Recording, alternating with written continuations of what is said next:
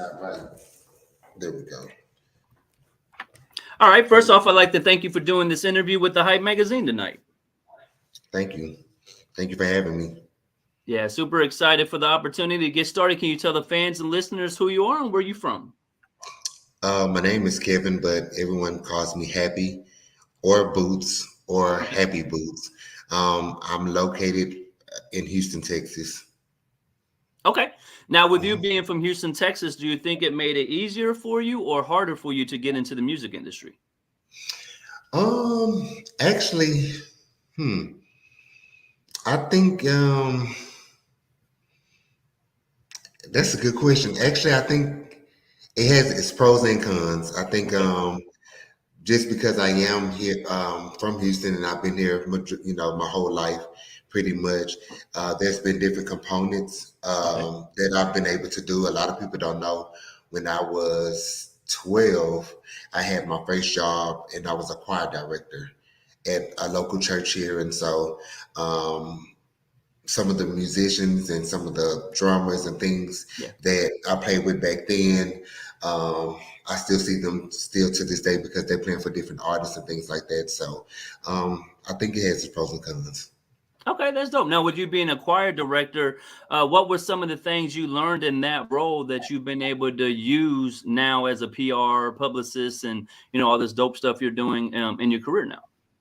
I think leadership, because I was so young at 12, we used to have like meetings for like the leads or of auxiliaries and things like that.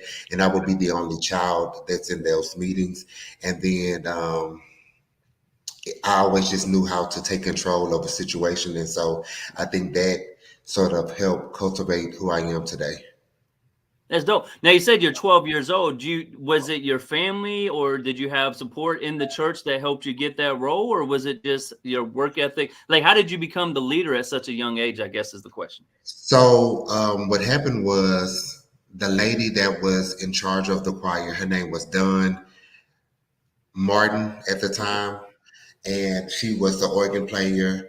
And I think Anita Anderson at the time, she was the actual choir director, but she ended up going to another church, and then it was Dawn. Dawn got pregnant, and when she got pregnant, I think at some point she had to she was bedridden for her pregnancy. She couldn't do too much, and so there was another musician there that took her place while she was out, but he wasn't a director, and so it was a lady named Deborah Brown at the time. She was like one of the matrons over the youth. She knew because she seen me, just playing around with the choir and stuff like that after church. And then we also had like a drill team, which sort of incorporating like army type of things in March, but we also did sing.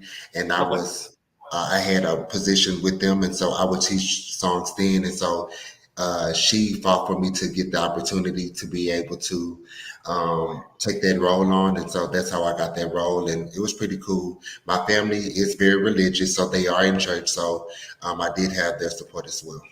That's dope. Now, what made you want to get in the music industry in the first place? Coming from Houston, Texas, what was it about music or entertainment that caught your interest and made you want to get involved?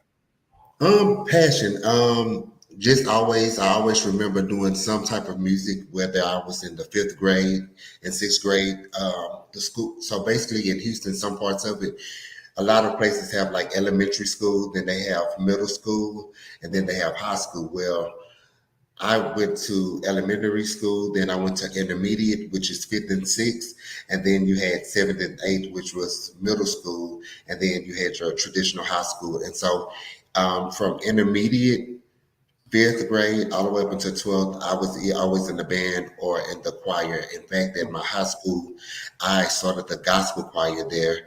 And so I was in that leadership role again. So I always had love for music. One of my godmom, she's a renowned gospel singer.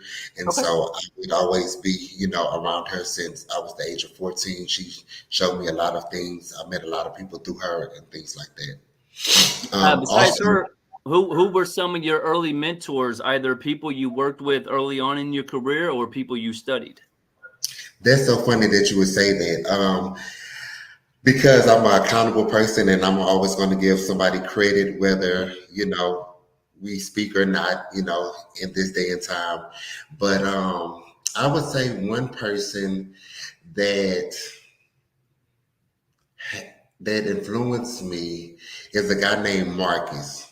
Okay. Um, Marcus, he had some good things about him, some bad, and I try to just take the good, Yeah. things and sort of it brought me a lot of exposure. I remember when I first met him, maybe around about the 2005, 2006 era. He had a role within the Music World organization with like Tina Knowles and Matthew Knowles and things like that. And Oh wow. so just being around him, I got a chance to see how he worked logistics, how he could make a way out of no way, or how he would move someone, a high profile celebrity, through a crowd, and the crowd would not know that this person is that person, and just how Yeah. the security details work and all of that. And so it just, sort of piqued my interest. And I was afforded the opportunity to be around another artist who that was on that roster. That had a certain level of access. And so I was like, you know what? This may be something that I may be good at. And then along the lines of me being in church, and we would have different events and we would need like politicians to come and things like that. And so by being around Marcus, he would give me a few pointers and things like that. And so before you know it, I just found myself doing that. Yeah. Yeah. You And remember one piece of advice or information he gave you when you were working with Marcus? Anything he well, told you? I wouldn't say that I worked with him. I was Okay. just around him. So I want to bring that clarification. We never worked together. It was just that I was always around and I was always invited, Yeah. to that type of situation. Now I do want to bring the to a point that as it goes, I know a lot of people know me as being a publicist or working in public relations, but I do several different things, Okay. So back in 2014, um, I would do showcases here in Houston, and I was very successful at that. Some of the up and coming artists that are still around to this day, they would perform at my showcases back then. And so I just always found myself working. And still to Yeah. this day, I do that. I have one of the biggest entertainment events.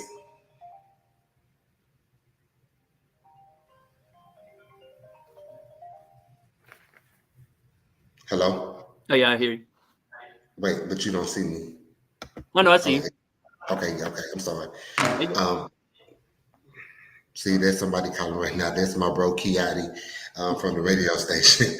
go. Okay. But yeah, so I'm always doing something. I have one of the biggest entertainment industry events here in Houston that Yeah. hosts that people travel from Dallas, from Austin, from Louisiana, from Oklahoma to attend to. So I do a lot of things, and that's passion driven. Now, are you talking about the downtown festival, or you're talking about a different event? So Downtown Festival is one of the events that I do. Yeah. We did that. The last time we did it was in July. Okay. I put that event together in about 9 days. I had a couple of conversations with some people that I thought would be a great asset to this. What I'm very good at bringing people together, people that never worked together. I will Yeah. sort of like say, hey, this is what I want to do. I think, this will help your situation or what you got going on. And so I created this team and we had a conversation maybe a month before, but then just like being busy, things sort of went. And so it was sort of last minute, but we had over 900 attendees Yeah. come out. Yeah, and it was a big thing here in Houston, and so we're actually in preparation to do Downtown Fest in Dallas. Oh, okay, dope. That'd be fun. Yeah, I seen that you guys had Carl Crawford as one of the guests on one of the outlets, the events out there, and I seen Uh-huh. the attention was so amazing that you guys had to get a bigger venue. So, being a publicist and a PR person, how does it feel when you have that situation where you've done your job so well that the interest is so much higher than what you anticipated to now where you got to get a bigger venue? Like, how's that feel for you and your team? That feels great in that moment. And after I celebrate that moment, I realize that okay, it's tomorrow, so now we got to do that and make that even bigger. You know what I'm saying? Yep. So it's a great feeling, but I don't get a chance to really like celebrate that moment Okay. because I know that tomorrow morning at 5 a.m., I'm on to my next situation, my next project, my next Yeah. assignment. And so, but it is great to be known here in Texas as Yeah. someone that I can pull some things together at the very last minute. And I think that goes just to, you just have to find your method and in your niche. And so for me, I believe that if you're going to be successful in this day and age, you have to have the resources. And mine is Yep. data. So I collect data. Everything that I do, it's data driven.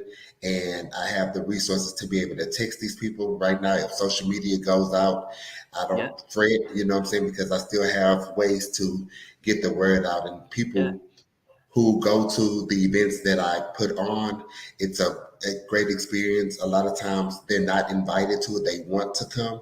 And Yeah. so whenever they see me put something out, they're like, I gotta hurry up and find a way to be a part of it. So it feels good, but I want greater things for myself and my Now, when you team. say data driven, for people who's not familiar with that, are you collecting emails when people come to your event? You getting text messages? Are they signing up for your community or your Telegram? Like, can we give a little, not too much of your sauce, of course, but a little bit of how you go about getting that data for other people who are throwing out events and stuff like that? That is correct. So it's much more than putting a flyer up and saying, "Hey, I'm having an event." Yep. There's press releases that needs to go out, and which is standard. And then you have text community, Yeah. and then you also have the email and phone calls. I think people Okay. have started getting away from that. Before I was into entertainment as a profession, I was a banker, Ah, and I okay. worked. Yeah, you got the Yeah, corporate background for you. so I worked for J.P. Morgan Chase. Dope. And then I worked for Frost Bank. Frost Bank is a Texas bank, but it's very traditional. Yeah. I learned both of those jobs. I still use what I learned Yeah. still to this day. And one of the assignments that we had to do at Frost was make calls as a banker. These would Yep. be to our customers. So if they had a checking account, savings account, we wanted to extend the relationship. And the only way we could do that is know what's going on in their life. So we Yep. would make a phone call and, you'll find out, oh, we're getting ready to go on vacation or we're looking to possibly get a home. So then it's like, oh, okay, now I know that I need to um, I need to possibly get them a credit card, or maybe they need to apply for a loan and those things. And so I make sure that even like the artist or person like I'll just say like artists that perform the bigger names, I call them. I don't send a text. I call Okay. them. I may call them on their birthday, or I may just call to see what they got going on. So that way they understand that this is a real relationship. It's not just a one-sided thing. I'm an asset to anybody. So people, when I normally call, they typically answer, and I built that rapport, and so that's what it is. So I would tell anybody, don't get away from the guerrilla marketing. Get out there, touch the people, because the internet is a big help, Yeah. but it's also fleeting. In one moment, a person can be interested in what you have going on, and a swipe up, they'll forget about it. So Yep. you have to make that connection with these people so they know that, oh, Happy is getting ready to throw an event. I need to make this a priority. Yeah. Now you said you started in 2014. Congratulations on 10 years of doing dope events for people in Texas, artists and stuff like that. What was that experience like when you took on that risk? Like what made you decide to do an event in the first place? And how did it go for you at that time? Well, I'll say this, and my brother always reminds me of this.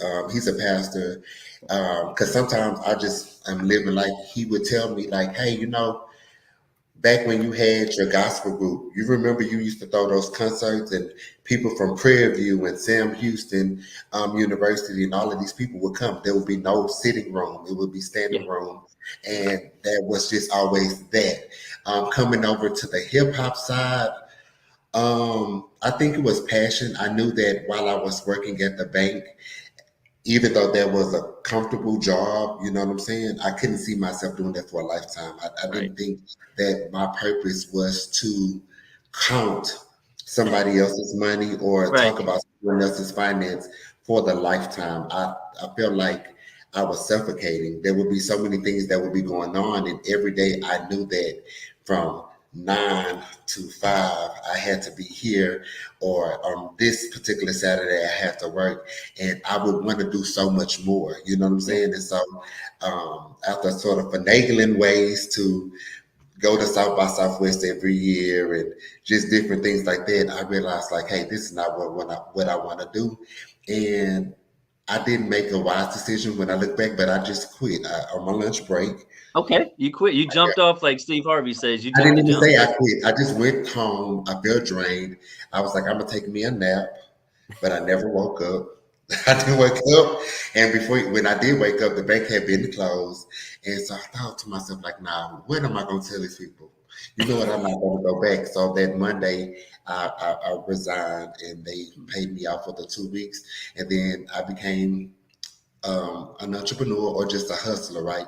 Yeah. Because now I have to find something that's going to satisfy, you know, my income. So everything that I do, bills, rent, car note, um, every time I open my mouth to eat, I gotta pay for this, right? Yeah. And it can get expensive. So now I found myself getting a TABC certification.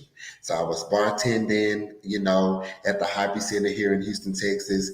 I was selling baked goods, you Okay. know, and I'll tell you this, the name Happy Bootz, Happy actually comes from me knowing how to bake and me selling baked goods as one of Okay. my hustles. And Yeah. so I kept that name and things like that. And so I was doing multiple things until I was able to get comfortable in my situation and just say, hey, you know what? I can just do this full time and I don't have to do that. And so Yeah. that's How did your family and supporters react to that? You're leaving JP Morgan Chase, this corporate job. Everybody would dream to be in that role. And here you are telling them, I want to go entertainment. I want to go chase my passion. How did your family respond to that for you? they thought I was crazy. They Hey, thought they that always yeah, do. like this boy is just I'll push rockers, you know, he just don't want to do right, you know what I'm saying? And so um, you know, and it's taking time. You know, I feel that at some point people are just like, man, you know, it's just a sad situation. But now, my brother, my sister is 20 years older than me, Okay. um, Yeah. and she works in education. And some of the kids that she deals with on a daily basis, they know who I am as Happy Boots. And Yeah. my brother, who's a pastor, his members, they know who I am as Happy Boots. And so when Okay. they hear the stories about me, they are very proud to say that, you know, that's my sibling or what have you. Mhm. Do you still intertwine with the gospel or and that stuff, or you just mainly focused on hip hop and stuff like that? I'm glad you asked that. So directly, do I still go to church? Yes, I do. Okay. Dope. Do I participate? Not so much. I'm Okay. more of just go and listen and then leave, you know. Yeah. But all of the things that I have done in the past, from baking, from directing choirs, I'm bringing that. It's a full circle moment because right now I'm working on a thing called ghetto gospel, Oh wow. and it's going to be an experience because it's going to have the hip hop flair, but a very storytelling atonement. And Yep. so I will be teaching the choir. I've already started to scout choir members for that, and so people will get to see me in that. So yeah, Yeah, I there's a still have. lot of excitement right now in the Christian rap arena. Mike Todd, shout out to Pastor Mike Todd, you know, Transformation Church in Oklahoma. They got their deal. You got Right. Zonte got a deal. So a lot of people are out here doing Christian rap. So I was just curious. Now let's get to your agency, your publicist role. Like, how did you become a publicist? I know you said you've been around the entertainment industry a lot and you've done these events, but what was it that let you become a publicist and what was your first job? So like I said, when you look at the role of what a publicist do or what the definition of a publicist is, or even public relations, I found myself because I have some college hours, but I did not complete it. And Okay. so I Yep. think when I first started calling, referring to myself as a publicist, a lot of people who went to school had a problem with it, Yep. right? They But get I mad. knew Yep. yeah, so I knew I had to work harder, right? I'm like, okay, a publicist does this. Okay, I do this. Okay, a publicist does this. I do this. A publicist does this. Yep. I do this. So, hey, I'm a publicist, right? My first job as a publicist was myself. I started an agency called 365 PR Agency, and I had some people that gave me a chance. It's like, hey, I think you're very resourceful, and they gave me the opportunity. And one input, I'll say this. One of the bigger assignments that I was able to do, one of my friends named Dominique Kale, she had her own agency. Okay. Um, she was going to be absent because she had some other things going outside of Texas. And so there was a Netflix series called Hip Hop Evolution. Okay. Yeah. They had different parts, and so I think it was season 4. They were doing down south. I think the first season was more of like New York and the birth of hip hop and all of those things. But season 4 focused more on the south, which would be from like Atlanta all the Yeah. way to Texas. So they talked about everything that was going on in Atlanta, but they also talked about the DJ Screw situation, and they sort of broke those segments up. And so I had the privilege to do be a part of the Big Pokey Oh. segment. Yeah. And so she put that in my hands, and I was able to do it. I got my first TV credit for that.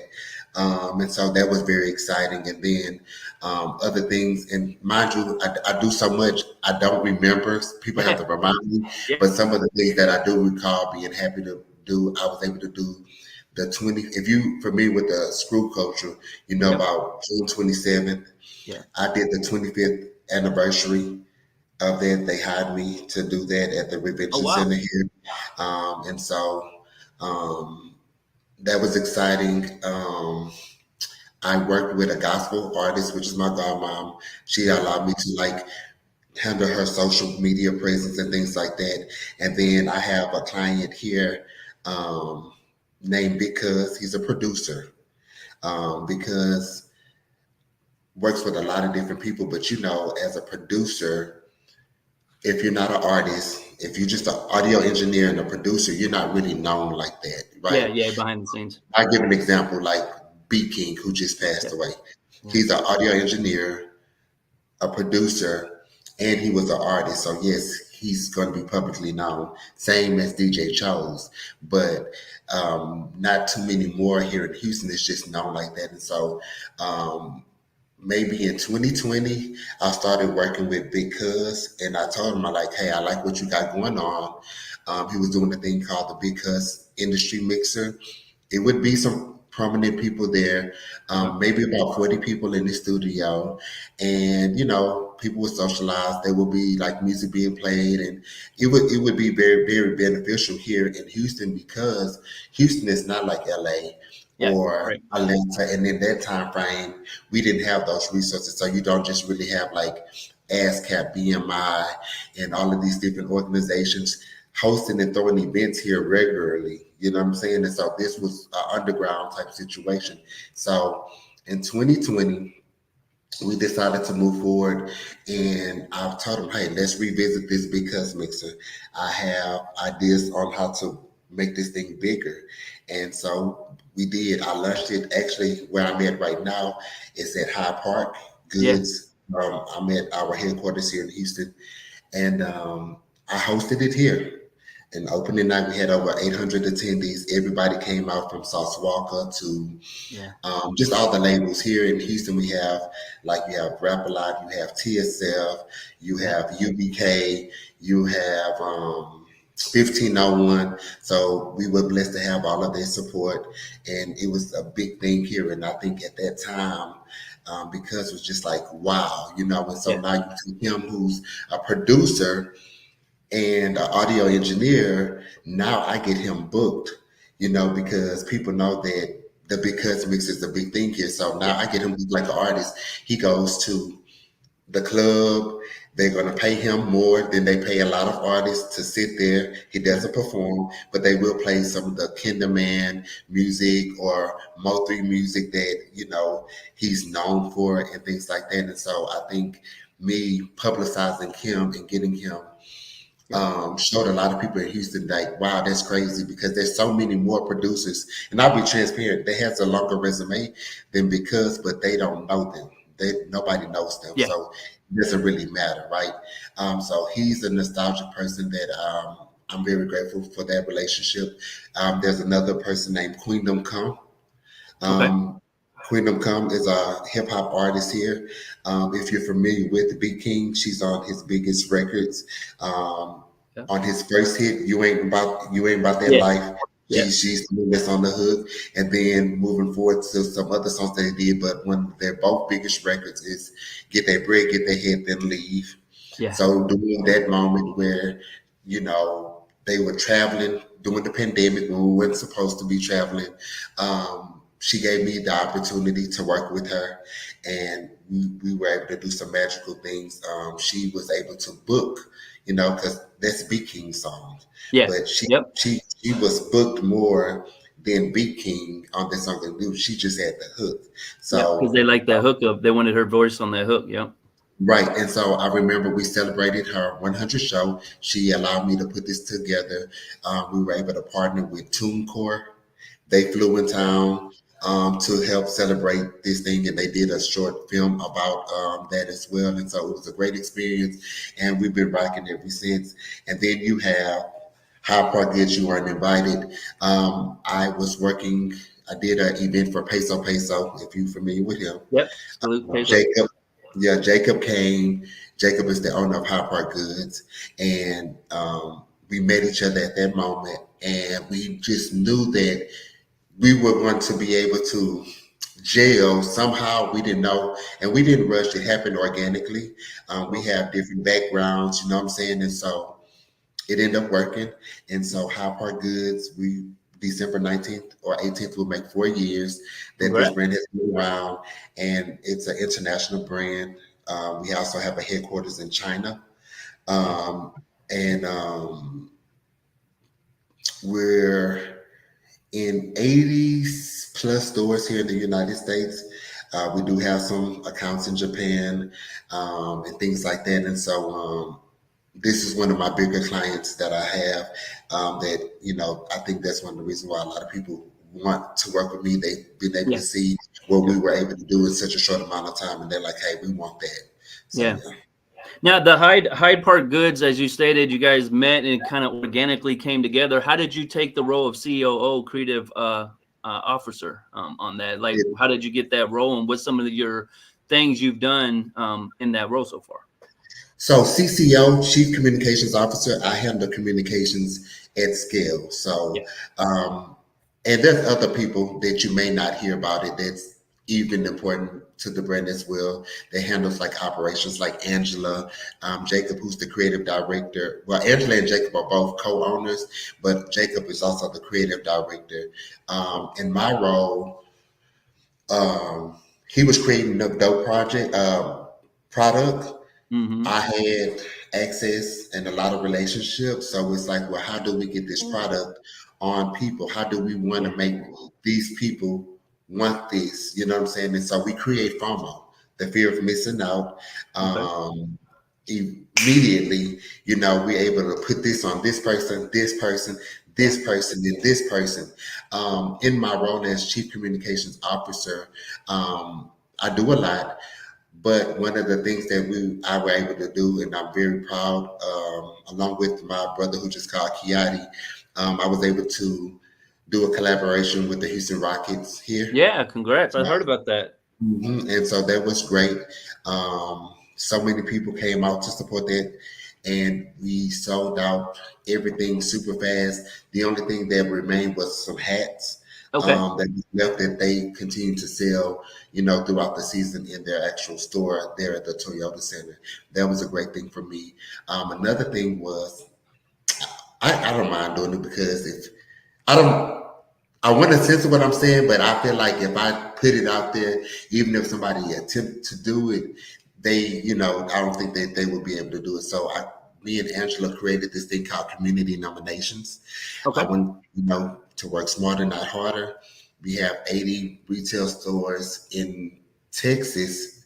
I mean, in the United States. And so I'm like, hey, I'm in Texas. I don't really know what's going on in Chicago on a day to day basis. I really don't know what's going on in Milwaukee on a day to day basis. I don't know what's going on in Florida in a day to day basis. So we created a thing called community nominations, where I partner with the stores so they can tell me. I'm like, hey, I need 5 different people. It can That's range dope. from athlete to artist to an actor to the local Yeah. D boy. You know Yeah. what I'm saying? Yeah. Anybody that has that type of influence, let me know. So I send them a link. They send it to these people. They fill it out, and then before you know it, overnight, I have 80 times 5 new influencers in my Rolodex that I'm able to connect with and things like that. So that was a good thing. Um, in my role, there's also day-to-day correspondence that has to go out to customers. Like we had a hurricane here. Yeah. I was Um, gonna ask you about that. Yeah. and stuff is delayed because we didn't have power, mail wasn't going out, and so now customers need to be aware. So I also oversee the customer service component of that, making sure that the team responds to that, how to respond to that, and those type of things. Then I also I connect with the different artists, collabs. Jacob and Angela are always traveling, and Okay. so it's my job, and I take pride in it. And it's not just about the celebrities. It's the same way that I am with them. I know the people's story. There's one guy named Manuel who supported the brand. We would all know his order because every time we would drop, he's spending anywhere from 2,300 to maybe Wow. 3,500 on our product, and he loved it. And I thought to myself, like, if this was me, what would I want from the brand? So I Yep. engaged. I learned his story. There's another girl It's kind of who the Gary V principle of jab, jab, right hook. It's you build those real genuine relationships with your clients, your customers. That way, they stay coming to you. They become loyal to your brand, and like you said, by you interacting with them, he felt appreciative that you guys even noticed that he had done all that.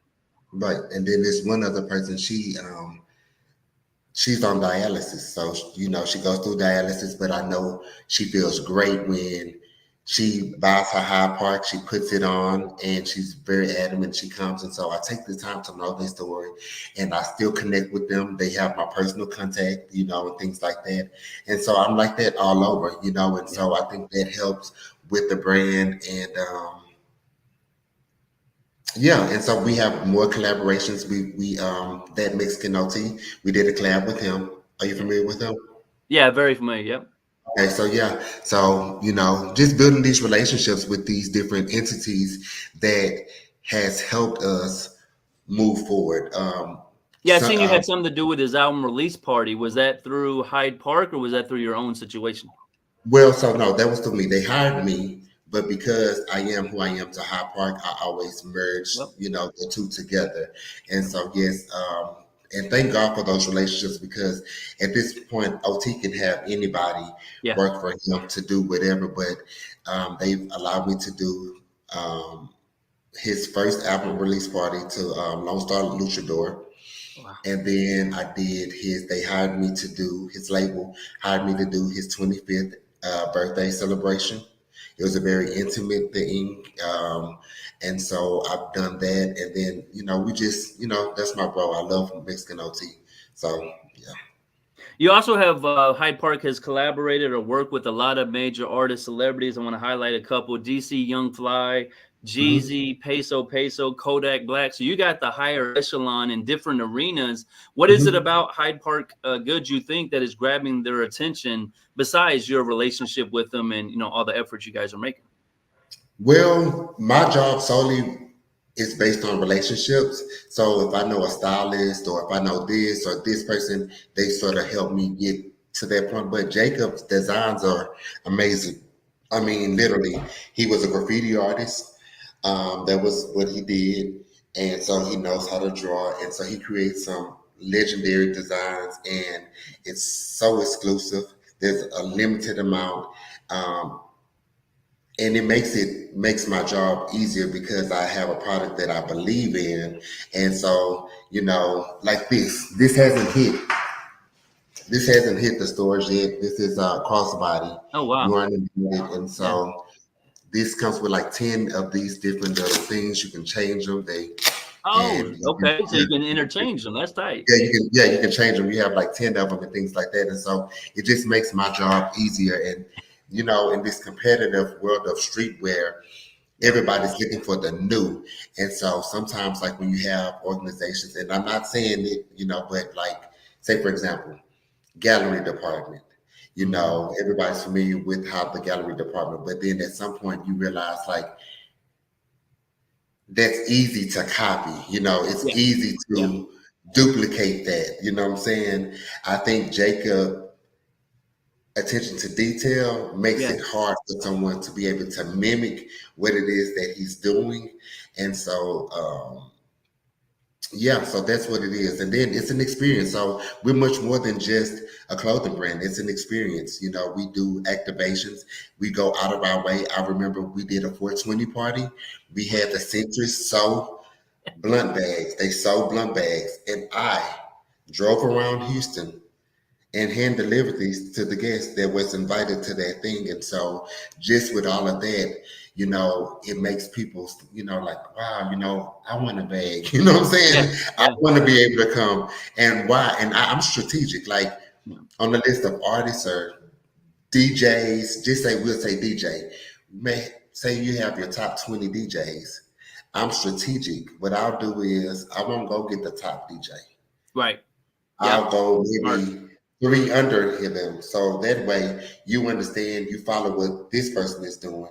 And then I'll pick this person and this person. And then everybody is like feeling some type of way, like, Yeah. Yeah. I know I'm way better of a DJ than them. Why I ain't get picked? You know what I'm saying? And it bothers them so much that even if they just see me out at the club, or something, they bring that up every time. And so I know that, I'm doing my job, but because they want to be invited so bad. As though I seen you did an active. Speaking of activations, as a publicist in your PR agency, you do activations all the time. You did one for the baby recently. How did that experience go? I saw it on your social media. Like it looked like it was pandemonium and everybody was excited. But from your viewpoint, how did that event go for you guys? So it's great for us because, anybody who wears the clothes, we're always appreciative of it. I'll be honest. I'm so strategic that I work smarter and harder. I don't need to be everywhere, as long as I Mm-hmm. have representation there. So I'll be honest. One of my partners, Mike Mills, my brother, he is the one of the owners of The Closet, Okay. which is a boutique store here in Yep. Houston, Texas. It's located on the second floor of Johnny Dane. This is the place where a lot of celebrities go to get their apparel when they're here in Houston. And, he'll let me know, like, hey, such and such is going to be in town and he's supposed to be coming here. Okay, hey, this is what I'm going to send this over here. We're going to do this. And, that's how we did it. Because honestly, I never met the baby. I have Okay. never met him. All right. But it comes to my desk and I make sure that it happens, So, Yeah, it's interesting because everybody thinks because you're at an event, you're bringing all these artists together that you're like best friends with them. A lot of times, like you said, it's just it's a co-sign by somebody they know and respect that gives them your information and they're in your city, and then you get to do some dope stuff together. But it doesn't mean you guys are best friends now. But I love that you're doing that because it shows how powerful the brand is in Houston, Texas. Anybody who comes in town now, they're saying, hey, you need to, get with Happy Bootz and set up some activation or something. So that just goes to your guys' work ethic and how powerful the brand is. I would also say like just relationships. One of the popular places here is Area 29. I have a great relation. Great. There's a strip club, popular strip club here in Houston. I have great relations with them, so they'll give me a lead. Hey, the baby is coming, or this person is coming. Da da da da da. And I will show up today. When I said today was a long day, I had an activation, a small little thing. It wasn't open to the public, just for a couple of people, and so Stunning for Vegas, came and Cool. we met for the very first time, and his words to me today was, you're a hard person to get in touch with. You know what I'm saying?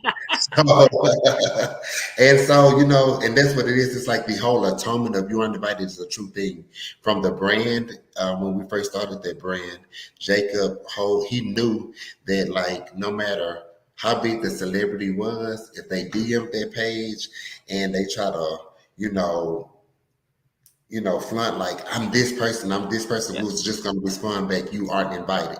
And Yeah. so it didn't matter who it was. Hey, I'm such and such. I want to wear your clothes. You aren't invited. But that means it doesn't mean that they're not invited. It does mean that they're not invited, but there is ways around to get access to it. But you have to like know a person to know a person. Mm, And yeah. typically all of those people are routed to me.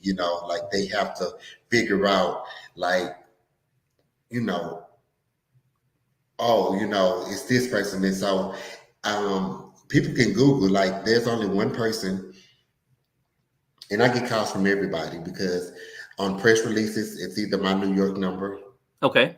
my Houston number. You know what I'm saying? It's a public record. So people call and, hey, da da da da, or they send a text or something like that. And it's just sometimes overwhelming or even underwhelming, right?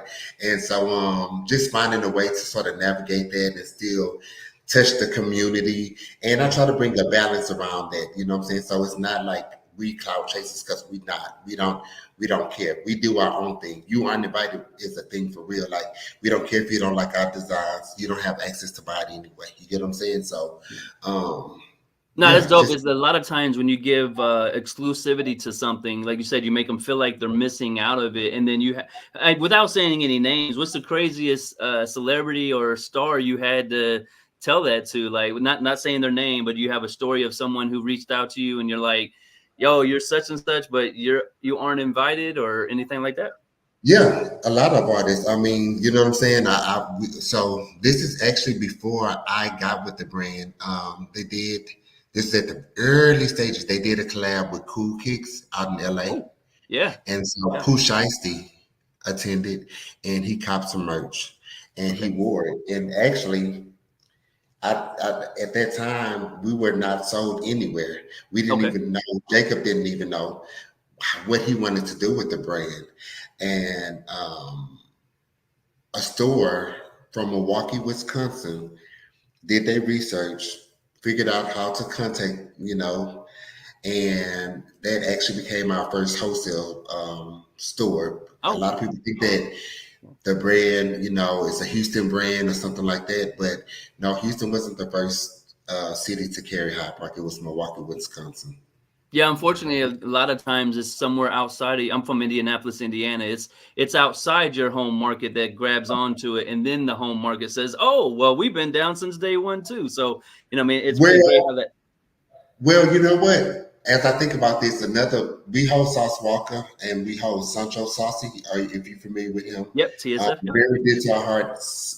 Sancho was actually one of the first adapters down south to um, take a liking into the brand and sort of Okay. do that. And so, again, in my role, okay, you were there for us. So now, Sancho, you locked up, right?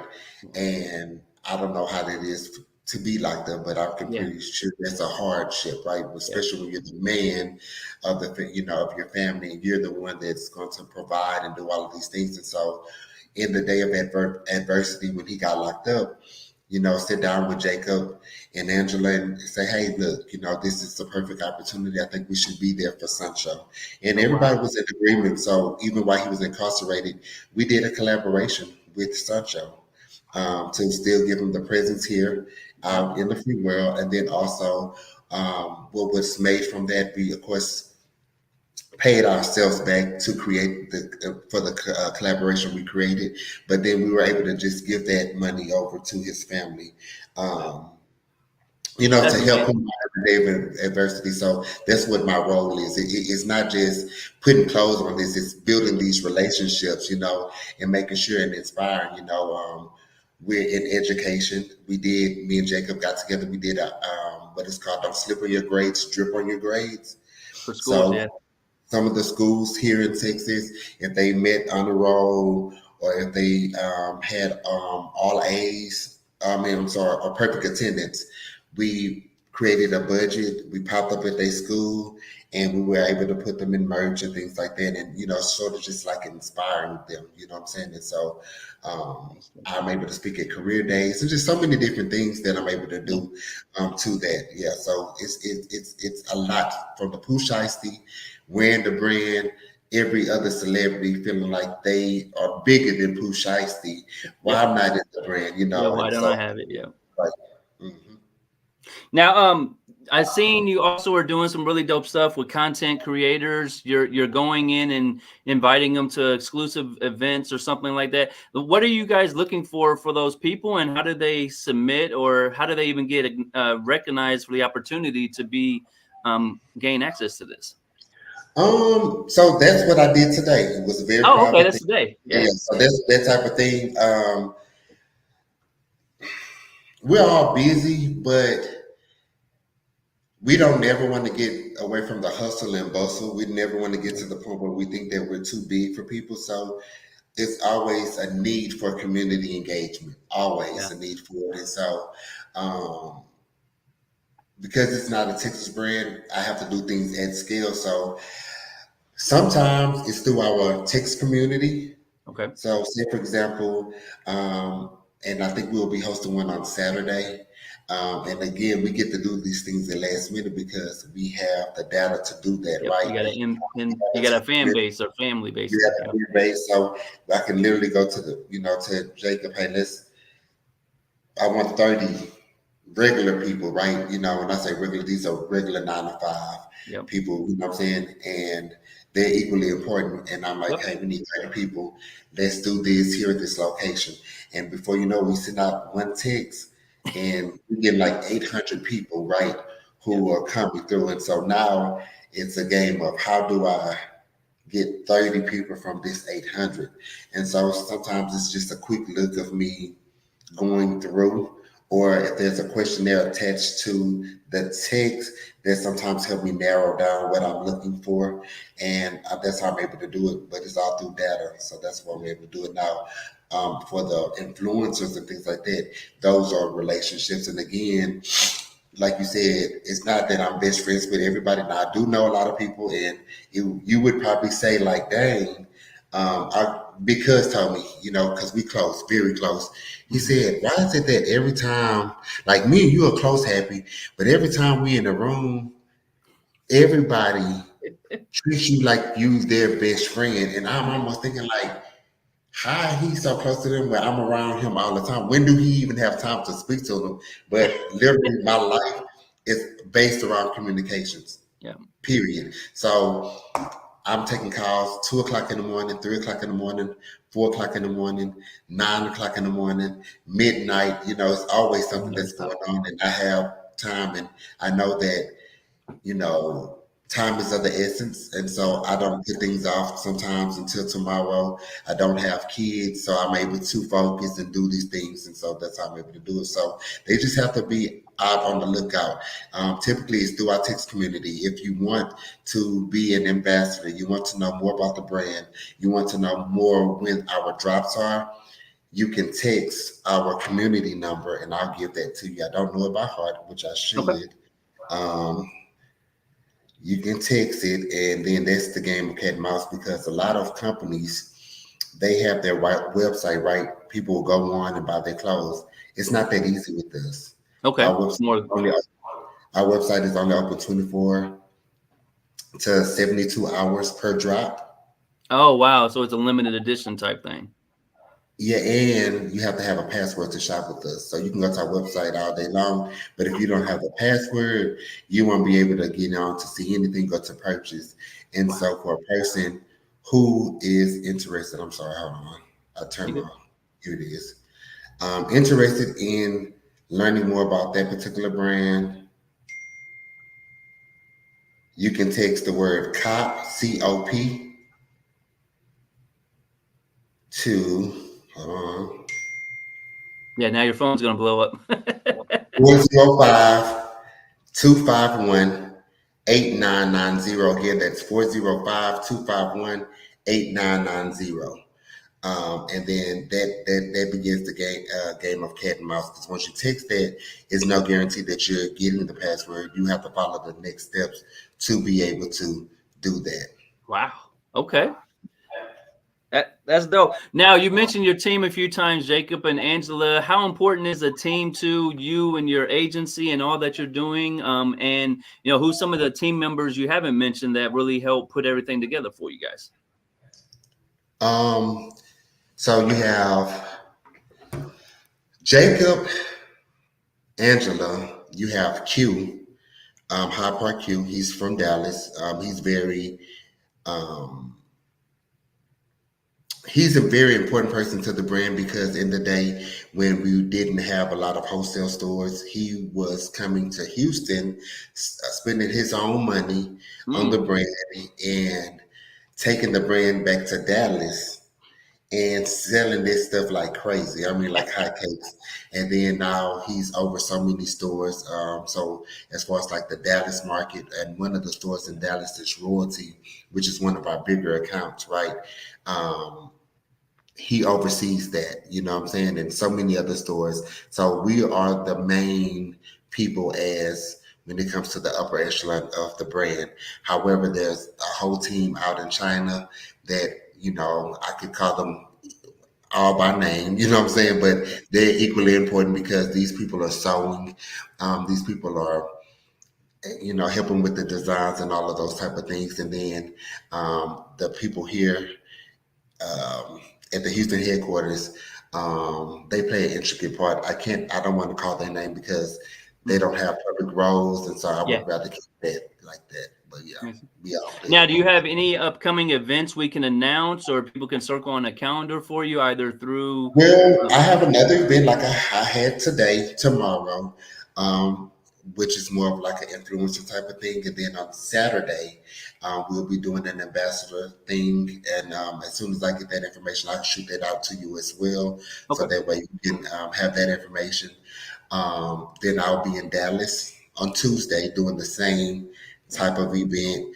I've already have a long list. I have to narrow that down because it's like a list of 37 and Okay. I don't know more than 10 people. So it's like, well, how do I get that down? You know what I'm Yep. That's saying? the And hard part. Yep. yeah, it's a hard part. Because So everybody says they want to do these type of things, and it all sounds good until you got 1,000 people that want to be involved, but you only got 10 slots. Now, the hard part is how do you start bringing it down? Like you're praying for a big crowd, and then you get to the point where the numbers are exceeding that. And like I said, right, that's the hard part is figuring out how to wind it down. right. As far as open to the public, I'm working on something for the brand for December. It will be our 4th year anniversary. Oh, And so congrats! I'm still working on the logistics of what that's going to look like. Um, but every 45 days, you know that we are having our drop. Sometimes when we have the drop, it's not only online, we do pop-up shops at different places. And it's crazy because we won't announce the pop-up until the day before the pop-up. Okay, And, so, and you have to think about that. Like I'm in Houston, but I'm going to go to Dallas to do a pop up. How is that really going to turn out? But thanks to data, we know that hey, this many people from Dallas have purchase this. We have this many telephone numbers and stuff like that. So it sort of makes it a little bit Yeah. easier. Now, outside of doing these dope events and working with Hyde Park, what do you like to do for fun? Like, if you got some downtime to yourself, what are you doing to enjoy yourself? I'm very chill. Okay. There's a local bar here that I go to. It's like Cheers to me, Okay. where everybody knows my name. They treat You me walk so in and well. they scream happy. Yeah, they do. Yeah, they some awesome people. The owners there are super great. So I definitely enjoy my moments. I go there by myself a lot of times. Um, I like simple things. I like clothes, of course, right? So I love shoes. I love to shop and things like that. But I like, watching movies. I like spending time with my family. Dope. Um, my mom had me when she was almost 40, so Oh, she's wow. yeah, she's up there in age. And then I have three siblings. So anytime, everybody's always busy, but anytime we all can come together, it's magical. I'm the youngest out of Okay. my mom's four kids, and there's a big age difference. So I have a sibling that's 22 years older than me. I Wow. have another Okay. sibling that's 20 years older than me, and then I have one that's 3.5 years older than me. And then I have a host of nieces and nephews. Um, and I try to count them the other day. And when I say nieces and nephews, these are not only my siblings' kids, but I have long life friends that Yeah. they kids call me uncle, and I make sure that I'm equally a part of all of their lives. And I think when I was counting, it's like 26 of them. And so Wow. anytime I can spend time with them, I enjoy that. I do like to travel, Okay. but traveling sometimes I don't really get to enjoy it because it's always work based, Yeah. right? So it's not like a vacation. And then even like for my birthday, every year it falls on South by Southwest, and I'm working on my birthday. So, I just enjoy working. Like, honestly, like it was my dream to be able to be an entrepreneur, to sort of have a non traditional job, and I've accomplished that. And so, with that, I'm happy. Sometimes it Yeah. does feel like work, but sometimes it doesn't feel like work. So Yeah. I'm always like pinky in the brain, like, how can I take over the world? What's the Yeah. next thing? You know what What's the I'm saying? next thing? So that's just always a thing. But oh, and I love cannabis. Yeah. Yeah. So Now, anything you want to say to your fans and supporters that have been rocking with you all these years? I just want to say thank you. I know a lot of them. They send me messages. They always reminded me. They always send me pictures, random pictures that I forgot about. Where I've had some like crazy hairstyle over the years, and different things like that. And so I just want to say thank you. Um, I feel very blessed because this is down south. It's not like New York. There's not too many people like me in the city. When I say that is I'm an openly gay Mm. guy Yeah.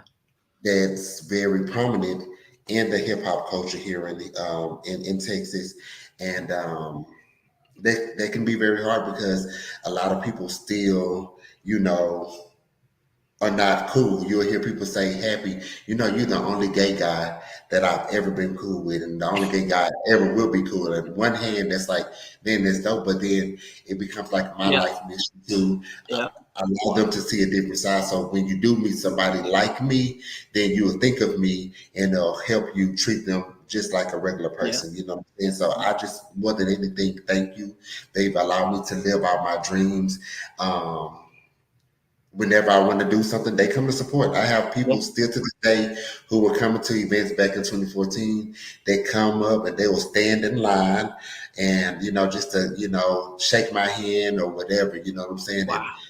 And I appreciate that Yeah. because I don't look at me or my role to be a public figure of any sort. I'm just doing a job, and I consider myself to be behind the scenes. But yeah, they support me, and I love that, and I'm grateful. And I went to San Antonio for SneakerCon, Okay. and we did an event out there. This was 2023 in January. And so it was just amazing to me that the kids were coming up to me. They're like, I know you. I'm like, what you mean? They're like, you're Happy Bootz. I'm like, oh, y'all from Houston? They're like, no, we're from San Antonio. I'm like, what y'all know about Happy Bootz? But see, I do so many different things. And one was Yep. like, oh, I know you from High Park, or You on Corey, you on the Corey and Carmen YouTube channel, and you on this and that because I literally be working and I forget that Yeah. Corey and Carmen had a video person, you know what I'm saying, or that they were going to even edit it and include Yeah. me into it. And so it's just so many things that, even my nieces and nephews, they don't like to call me Uncle Kevin. You Mm. know, can we call you Uncle Happy? Can we call you Happy Bootz Uncle? And so I allow them to do it. And so to me, that brings joy to me because at one point in time, I didn't know how things were going to be for me. Yep. You know what I'm saying? And Yep. even as an openly gay guy, I do not go to the gay club. I Mm. don't go to the gay club. I do frequent a bar. Well, I don't frequent every now and then. I go to a bar, but I'll tell you, they are not impressed with Happy Boots. They don't care. You know what I'm saying? Yeah. I'll show up there. They'll have me waiting in line to try to get in. Yeah. But if I Yeah. They come don't know over, who you are there. Yeah. or they may just don't care, right? But then Yeah. I come on this side of things, and the people really honor me, and the craziest thing is there's publicists, people that I wanted to work with at the time, and I don't think they wanted to oblige. And now they reach out to me and they let me know that I'm like their mentor. And it's crazy because I make this stuff up, right? I don't Yeah. know what they teach formally in school, right? I would love to know, right? Yeah. But I don't model myself after that. You know what I'm saying? I think the biggest thing is, and I will tell this to anybody, learn what works for you. And what works for me is being innovative. When you're innovative, you don't have no rules to follow. I Yep. can wake up tomorrow and say whatever, and you know what? That's the law. You know what I'm saying? We got to abide by it and we move forward. But I was at the event today, and Propane and was telling me that him and Slim Thug is getting ready to do something, and he was telling Slim like, hey, we may want to, tap in with Happy, on this next rollout and things like that. And I don't want to say my age, but a lot Yeah. of people get my age wrong. A lot of people think I'm way younger than what I am. Okay. And it just shows you, you have to stay relevant because, Yeah. if you've been out of school 10 years or 15 years or 20 years, this is 20 years of people, right, who do not know who you are. Yep. So it's like, how do you continue to put this into people's face? And so I work with the education system here in Texas. I'm always at schools. I'm always making myself available, inspiring people, giving them opportunities. There's so many people who wants to be a clothing designer. I was with my brother and them, and I don't even think that they looked at me like that. My nieces and nephews, I never thought that one day somebody would want to follow my footsteps, right? Right. Because my brother is a tough cookie to come behind. He's the one with all of the degrees. He has Hmm. so much going on, right? Um, and it could be intimidating, you know what I'm saying? Yeah. Just when you like trying to battle with yourself, like trying to see like, okay, he's doing this, I'm over here, I'm slacking. But one of my nephews told me, he was like, we had this thing at school and we had to say what we want to be. And I want to have my own clothing brand. And I'm like, well, why you want to? He was like, because I love what you do, Uncle. And so that sort of like warmed my heart and things like that. So, yeah. That's It's dope. a blessing. Last question for you. I know, like you said, there was recent floods, bad weather in Houston. There's been some other things you've been dealing with. How do you stay so positive with all the stuff you're going through? Not to highlight any of the negative stuff, but how do you keep so happy, tongue in cheek? But how do you stay so positive during all the stuff you're going through? I think just through life, I've had some battles that I had to overcome, right? And the more intense these battles are, the more you can sort of just like, shrug your shoulders and know that like I got to keep it going on. And I'll be transparent. I never talk about this publicly. Now, since you brought this up, during the hurricane, while things were so bad here in Houston, this is time and opportunity for people who don't care, Yeah. who pray for times like this, to pray on Yep. individuals. And so while we're stuck, no air, struggling, there was a organized group of people who decided that they were going to come into our warehouse, cut a hole into our building, and to take away from us. And it was You a guys have hurtful. insurance though, right? Or do you not have insurance at that time? Well, I would say I'd rather not say, right? Yeah, I got you. I would Okay. say I would rather not say that. But what I will say is it's hurtful. Why? Because for me, as a person who do community engagement, Yeah. the way the place has been broken in, and it's been broken in twice, right? I remember how I introduced this building to people. Yeah. And so just because I do so many great things in this city, people feel the obligation to tell me stuff. And I know a Yep. paralelos will say anything, but it's very hurtful to know that individuals that may have come into this facility Came did it. Yeah. could be some people that I have once helped, Yep. right? To um, yeah, it's hurtful. Yeah. Um, Yep. to build these relationships and then, you know, have someone do something like that. But again, I know even while this hurricane is going on, we still got to keep operations going. So yeah, Yeah. we still got to keep it moving. And so you just got to keep it moving. Like, of course, we are making some changes here. Eventually, we will not have an operation here in Houston. Oh Very, wow. yeah. So Houston will not be the only association for this brand is that it did start here. And then we have two wholesale partners that carry our brand in Houston, which is Pure and The Closet. They will be the headquarters. If you want Hyde Park and you're not able to get the password and you stay here, you'll go there. But yeah, it's going to change. So you know, a lot of our roles are changing and things like that. And I don't think people even care, right? You know, like, oh, by me doing this, this is going to cause this person a hardship. They look at it like this is a successful brand Yep. and that they can, you know, handle it. But the truth is, success is all about what you think is successful, right? Yeah. We're Facts. still a micro brand, right? We're still a micro brand, meaning that if there's 400 pieces created and we have 80 stores in Yeah. this sort of line, not too many of these stores can get it. And so Yep. because this stuff was already allocated to people, you know, now we had to sort of figure out how we still satisfy these customers, you know what I'm saying? And move past it. And then it makes me like want to say, man, screw these people. I'm not doing nothing else for them. But then I know that there's purpose, Yeah. you know what I'm saying? Not only in Jacob, but in myself and Angela. And so we have to fulfill that. So we still strategically do it. I am more careful of who I am I'm around.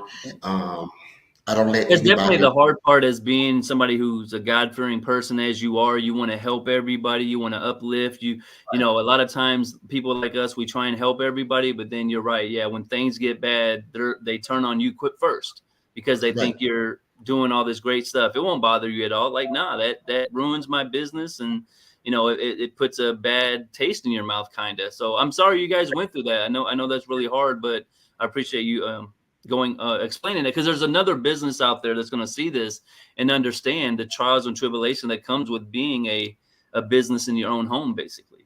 right, right. So yeah, you just stay out the way. You do what you do.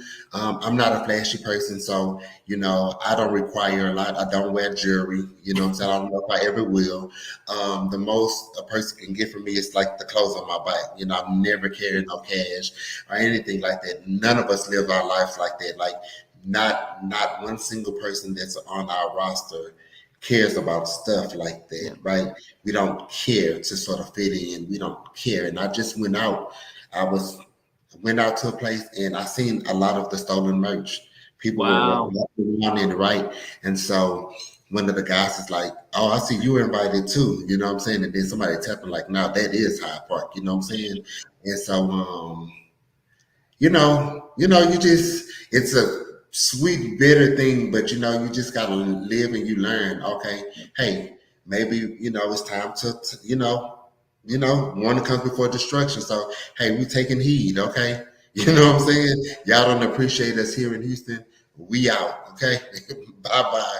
You know what I'm saying? And so that's why it's very important for me to do these events like tomorrow and the ones I did today because in the near future, these type of events won't exist anymore. Yeah, that one And exists.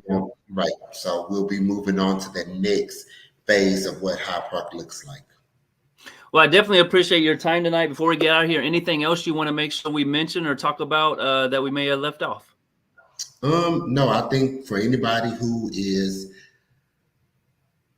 looking to move forward on this journey called entrepreneurship, or anybody that has an idea and you truly believe in it, Yeah. stick with it. Don't give up. You know what I'm saying? It may seem like you spinning your wheels here, but one thing you know, if you do give up, it's never going to happen. Yep. And there's always a silver lining. You know what I'm saying?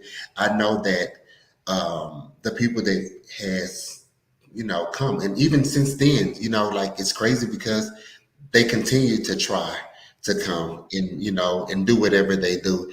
But thank God for technology and resources. We've been able to stop the last 3 attempts to people doing it, and we just move forward. Like I said, anything is replaceable. You know what I'm Yeah. saying? Life isn't. So we still got our health and strength. Cool. We still got our minds to create more. So you can't take that away from us. You can steal whatever you want to do all of that. And that's only going to last because guess what? In another 45 days, we got some new product coming out. Yeah, And new 45 stuff days coming. after that, and matter of fact, we are already working on 2025 summer collection already, as of now. Yeah. So those type of things that just helping you. You can see the good Yeah. outweighs the bad, then you don't really stress about it. And so that's all I want to say. If you ever feel like you want to give up, there's things that I've never spoken about. I don't know if the Lord will ever give me courage to speak about it. Hopefully he does, you know what I'm saying? Yeah. And I can share those parts of my life. But I've been through a lot of hardships and I did not allow it to defeat me, you know what I'm Yep. saying? And I'm here and I'm giving it all that I got, and I don't plan on going anywhere for the next. If the Lord allows me another 20 years to work, I will do it with a smile on my face. Well, I'm definitely praying for you, and I'm praying for the whole operation you guys are going through. Hopefully, all that nonsense stops. I mean, you guys are doing great things in Houston. Like I said, I appreciate your time tonight, and I hope you have a great night, fam. Thank you. Peace Salute. out.